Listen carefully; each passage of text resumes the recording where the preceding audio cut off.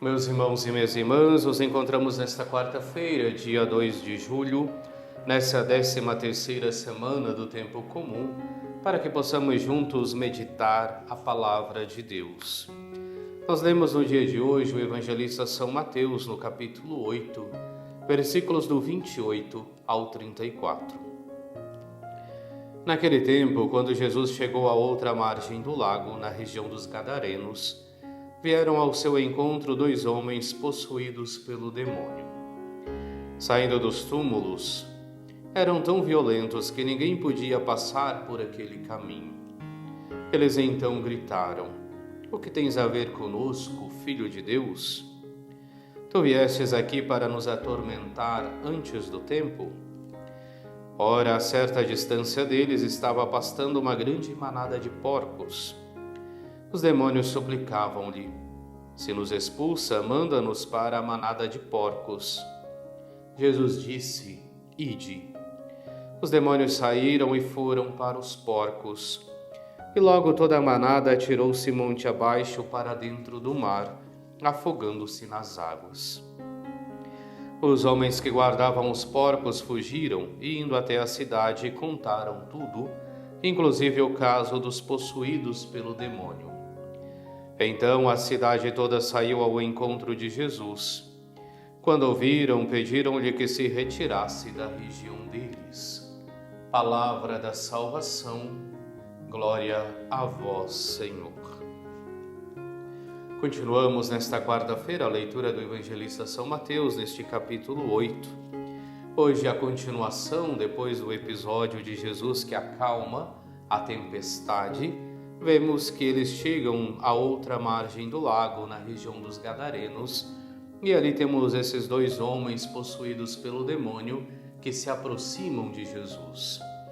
E é interessante vermos aquilo que realiza São Mateus, porque São Mateus, na fala dos demônios, coloca o reconhecimento de Cristo como o Messias. O que tens a ver conosco, Filho de Deus? O título Filho de Deus era um dos tantos títulos pelos quais se referiam ao Messias. E assim, São Mateus vem nos recordar que até mesmo os demônios são capazes de reconhecer o messianismo de Jesus. E por que nós também não podemos reconhecer a Cristo como nosso Senhor e nosso Salvador? Depois, obviamente, temos a continuidade. Tu viestes aqui para nos atormentar antes do tempo?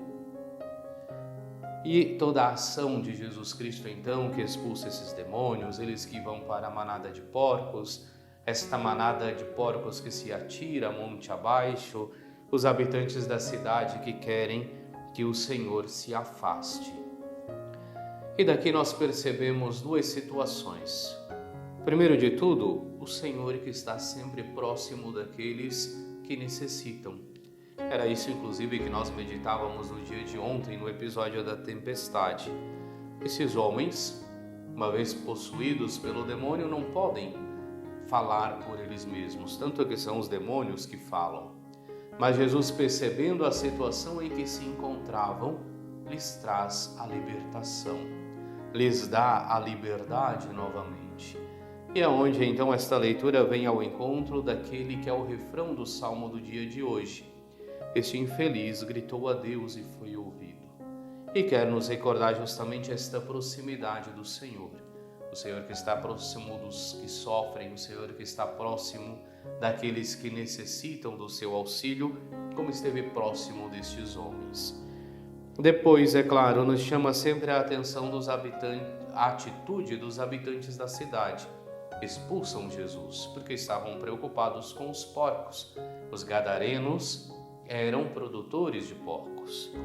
E com isso vem nos recordar uma máxima que deve estar sempre presente em nossa vida: a dignidade da vida humana. A dignidade da vida humana deve estar sempre acima de tudo. E assim, a atitude que esses homens deveriam ter é de alegrar-se por esses 2 irmãos que foram libertos das amarras do demônio. Esta é a atitude que nós devemos ter também, da alegria. Alegrarmos-nos por um só pecador que se converte, como nos recorda o Senhor.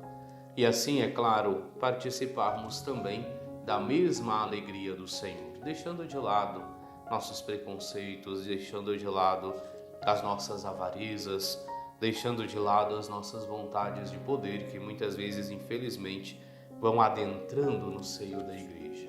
Então, ao ver a atitude destes que expulsam Jesus da cidade, nós devemos ter justamente a atitude contrária, nos alegrarmos sempre por um só pecador que se converte e termos esta certeza, a certeza do messianismo de Jesus Cristo. Ele é o Filho de Deus, e daquilo que hoje nos recorda o refrão do Salmo: este infeliz gritou a Deus e foi ouvido.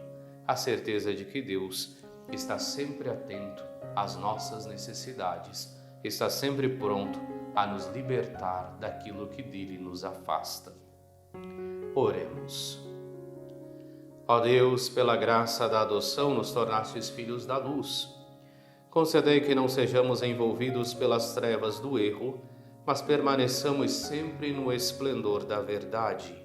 Por nosso Senhor Jesus Cristo, vosso Filho, que é Deus, e convosco vive e reina na unidade do Espírito Santo, por todos os séculos dos séculos.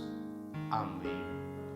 E abençoe-vos Deus Todo-Poderoso, Pai e Filho e Espírito Santo.